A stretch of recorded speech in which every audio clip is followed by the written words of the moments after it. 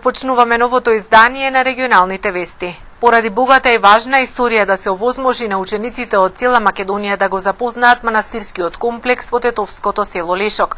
Последниве години, поради законските измени, само учениците од Тетовско имаат можност да го посетат ова големо духовно светилиште. Ако некогаш Лешочкиот манастир во текот на една учебна година го посетувале 20.000 ученици од цела Македонија, последниве 7 години бројката е минимална и се сведува на ученици од тетовските училишта. Причината е во законската измена со која учениците не смеат да одат на организирани посети и екскурзии подалеку од 30 километри од централното училиште. Со ова учениците од другите поддалечени градови се лишени од едно големо искуство, кое можат да го стекнат само со посета на овој манастирски комплекс, кој освен што е најголем духовен центар, има богата и важна историја. Во минатото не посетуваа многу училишта со побројно присуство на ученици. Ќе речам, имавме некогаш по 2-3 илјади дечиња во дворот. Знаете колка убава работа е, колкав джагор се случува од тие дечиња, човек да ужива во тоа. Ќе речам дека во една година, 2007-2008, може би имавме околу 15-20 илјади ученици посета. Но, што се случи? Се случи да се донесе некаков закон на уштрб на учениците, да не може да го видат овој простор, 30 километри од централното училиште да не може да одат подалеку. И во тој смисол децата се осиромашени со тоа што не може да дојдат до сознание за манастирот, за духовниот дел, за нешто да слушнат од веронаука, пошто во училиштата немаме веронаука, имаме етика на религиите, да се приучат на некој начин во стилот како и Кирил Печиновиќ што дошол овдека да се запознае со религијата, со верата, а после тоа си заминува во Пречиста, па оди во македонската Света Гора на Атос. Во тој стил осиромашени се дечињата, но и манастирот е осиромашен со нивното неприсуство. Дека Лешочкиот манастир е многу древно големо духовно светилиште, зборуваат многу историски факти. Посебно се истакнуваат културните и духовните вредности на црквата Свети Атанаси од 14 век, која има древна старост и била седиште на првиот полошки епископ и која со закон е прогласена за споменик на културата. Најновото откритие, бронзена монета од 6 век кована во петтата ковачница на цар Константин, најдена во темелите на сегашната црква Свети Атанаси, ги поместува границите на древноста и историската вредност на овој комплекс за уште неколку века наназад. Манастирот е оформен као манастирски живот на почетокот на 14 век на падините на Шар планина горе, на старата локација на манастирот. Таму е оформен во постојни објекти од порано, кои што датираат од 6, 7 и 8 век, и обстоил таму манастирот до средината на 17 век. Кога се случила некоја природна катастрофа, биле соборени објектите манастирски, немале каде да живеат персоналот на манастирот, се симнале на оваа локација. На оваа локација затекнале црквата Успение на Света Богородица. Со неја се користеле, со неја се служиле цело време до времето на градењето на конакот и на оваа црква што е посветена на Свети Атанаси. Таа црква е 1924 градена, за која што постои запис дека е градена на нова локација. Демек немало порано црква на тој простор.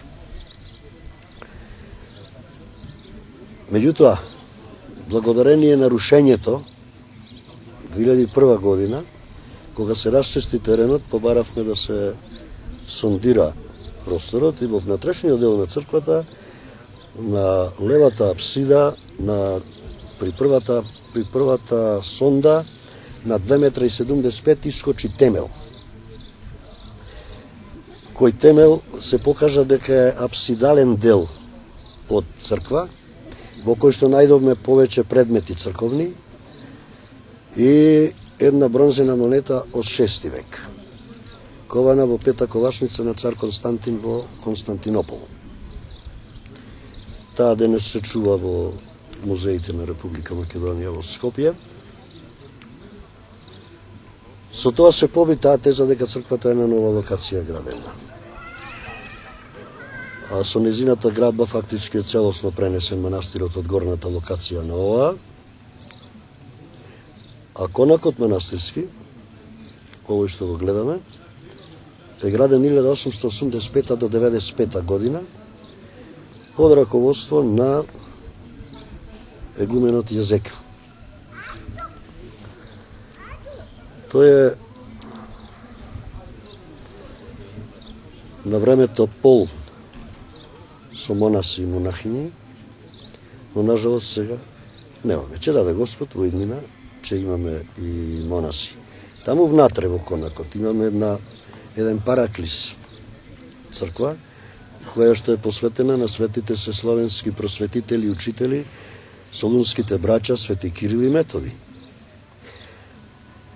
Во ова време сега и во минатото, тој параклис се користеше во зимскиот период, кога не можат да се затоплат црквите, а таму може да се затопли и богослуженијата се обавуваат таму, во тој параклис. Манастирскиот комплекс во Лешок секоја година добива на разновидност и квалитет на понудата за посетителите. Од лани почна да работи духовно-културниот центар Кирил Печиновиќ, кој стана средиште за одржување на различни културни манифестации.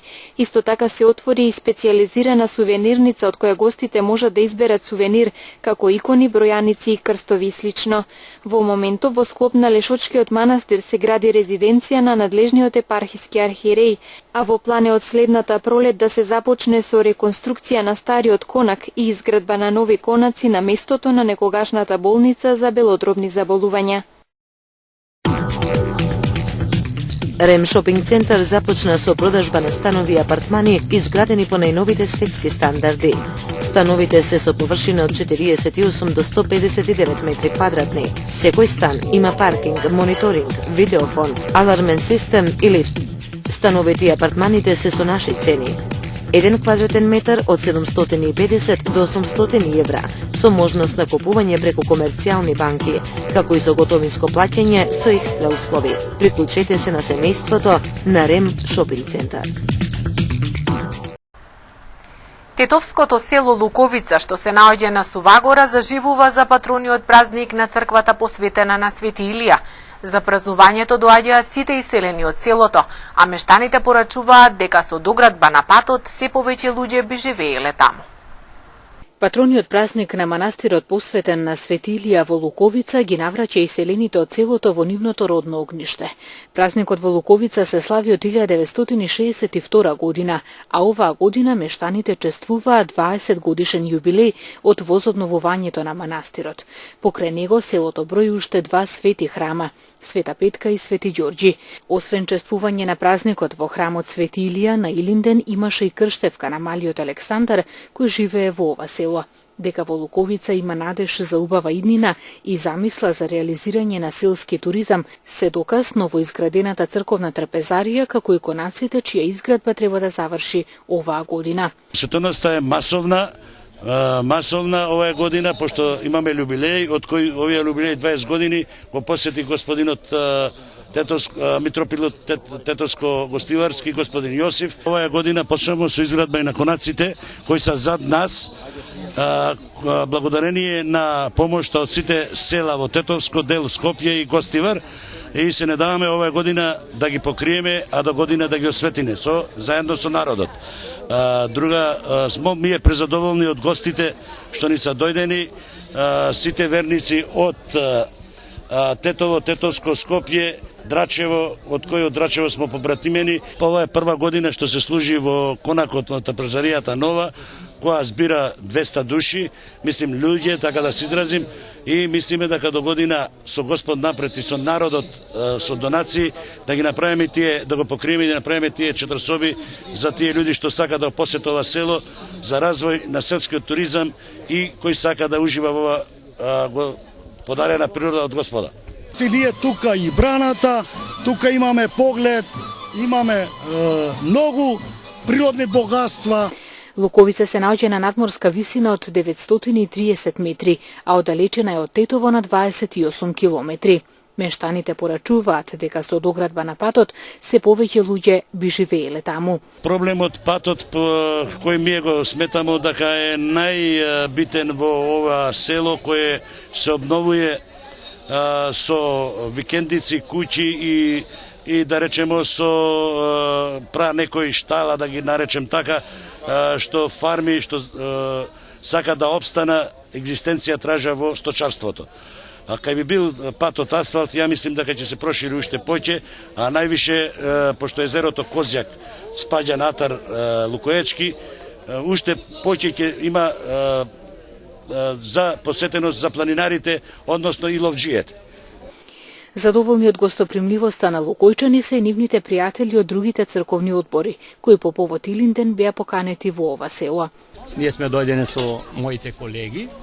Ова ми е прв пат да учествувам на една ваква манифестација која што ми остави стварно добар впечаток и не можем никогаш да ја заборавим и за успоменеве зедовме и по една маичка, што ќе ни остане успомен за понатамошниот тек на животот.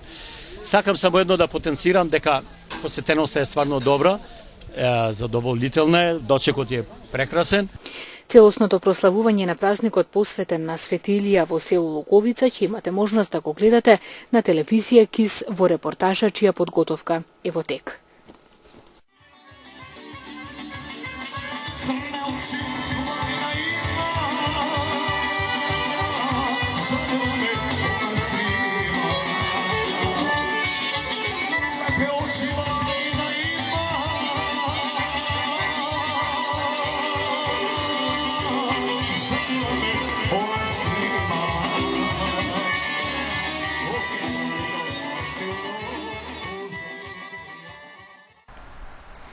На брегот на реката Вардар во Чегране вчера околу 15 часот е најдено безживотно тело на 71 годишна жена од Гостивар.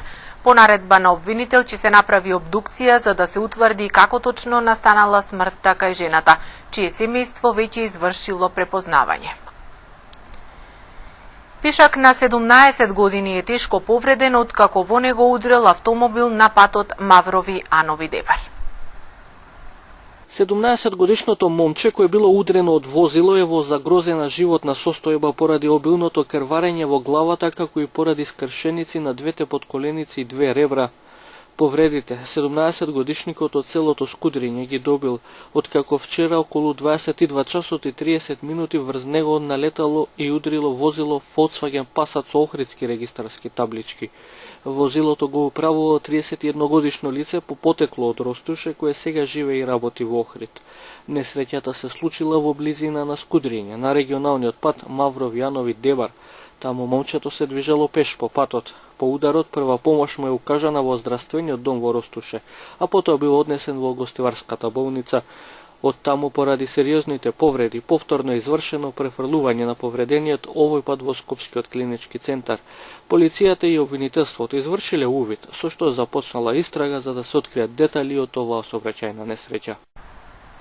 Заталкан проектил од огнено оружје синоќа вознемирил брачен пар кои одмарале во дворот на семејната куќа на улицата Балиндолска во Гостивар. Во настанот за среќа нема повредени. Заталкан куршум завршил во дворот семејна куќа на улицата Балиндолска во Гостивар. Зрното од куршум прво удрило во покривот, а потоа паднало во непосредна близина на столчето до кое седела домаќинката. Според СВР Тетова настанот се случил синоќа околу 23 часот, кога 53 годишен гостиварец со неговата сопруга седеле во дворот. Тој слушнал продорен звук, а набрзо потоа и удар во черамидите од покривот. Пред нозете на сопругата забележал метално парче за кое се посомневал дека е зрно од куршум и пријавил во полиција. По извршениот увид утврдено е дека станува збор за заталкан куршум, кој најверојатно е испукан на некој од семејните веселби кои деновиве зачестено се организираат во Гостивар и околината. Ова е втор случај на пријавено оштетување од заталкан куршум за последниве 10 дена. Во друг случај неодамна едно 10-годишно дете од населбата Фазанерија го загуби животот во сличен инцидент.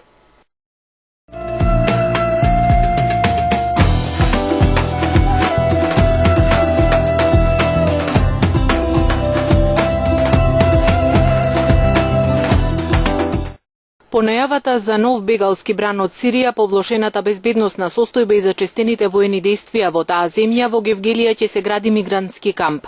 Од невладините организации кои им помагаат на мигрантите и им пружаат прва помош информираат дека веќе е добиена дозвола и е најдена локација. Кампот ќе се гради кај местноста Суварека. Кампот ќе служи како прифатен центар и место за пружање на прва помош на бегалците кои влегуваат во земјава преку грчката граница. Поради штрајк на грчките железници, патничкиот железнички сообраќај кон Грција од 9 часот изутрината е во привремен прекин, а без проблеми се одвива товарниот превоз. Од железничката станица во Гевгелија информираат дека патничкиот сообраќај се одвива до Гевгелија и до Идомени на грчка страна. До завршувањето на штрајкот, според најавите во вечерните часови, патниците се превезуваат со автобус, велат од Гевгелиската железничка станица. Агенцијата за финансиска поддршка во земјоделството и руралниот развој го објави годинешниот втори јавен повик за доставување барања за користење финансиски средства од ИПАРТ програмата. Огласот ќе трае до 15 септември 2015 година.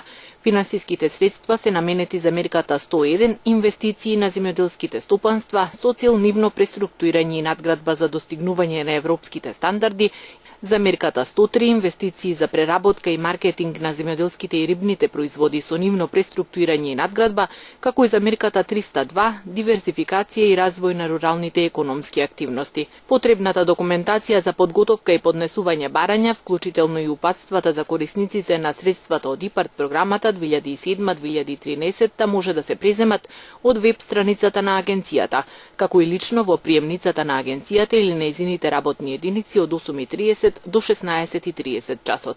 Во Агенцијата за поттикнување на развој во земјоделството, заинтересираните земјоделски производители можат да добијат и информации за изготвување и доставување барања, како и практични совети за аплицирање.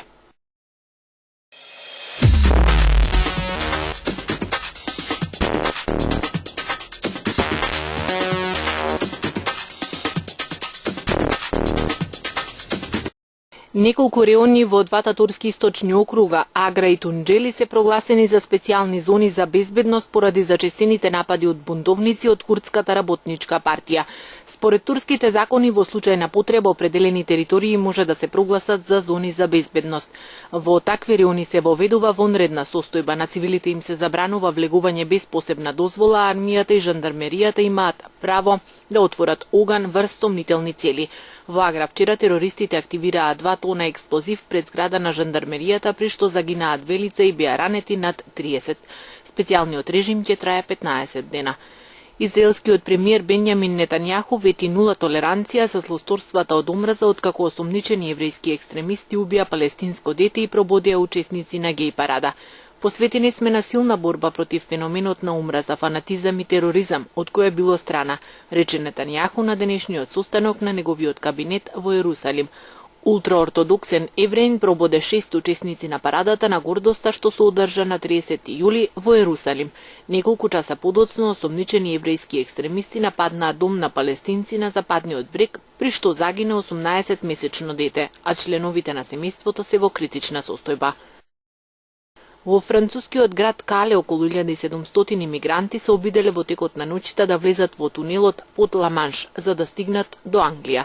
Од 1700 мигранти кои се обиделе, околу 1000 се одбиени од властите, а 700 се запрени во регионот на Ла-Манш, додадоа од полицијата. Еден полицаец добил повреди на лицето откако бил погоден со камен од суданец кој уапсен. 1700 мигранти представуваат голем пораст во споредба со последните ноќи, кога се регистрирани неколку стотици. Претходно оваа недела британската влада вети дека ќе одвои 10 милиони евра за подобрување на оградата околу железничкиот терминал на Евротунел до градот Кале. Американскиот претседател Барак Обама има нов план со како што се оценува клучна еколошка акција во рамките на борбата против климатските промени. Промената на климата веќе не е проблем на идните генерации, оценува претседателот Обама во видеото објавено на Фејсбук. Станува збор за големо намалување на дозволените количества на така наречените штетни гасови во атмосферата од американските термоцентрали. Всушност, тој е ревидиран претходен план и со него се бара до 2030 година кратење на испуштањето јаглерод од енергетскиот сектор за 32% од нивото во 2005 година. Тоа е за 9% повеќе од претходно предложеното. Прописот е во насока на постепена трансформација на американскиот сектор за производство на електрична енергија и поттикнување на поагресивна примена на јагленот кон обновливи енергетски извори.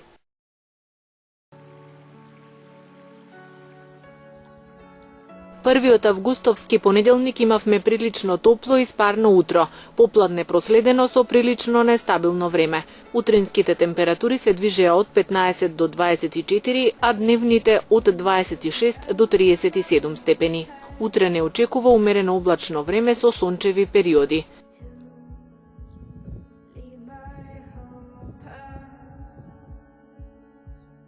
Во попладневните часови во северозападните, западните и југозападните предели нестабилно со врнежи од дожд и грмотевици. Утринските температури ќе се движат од 15 до 25, а дневните од 24 до 35 степени.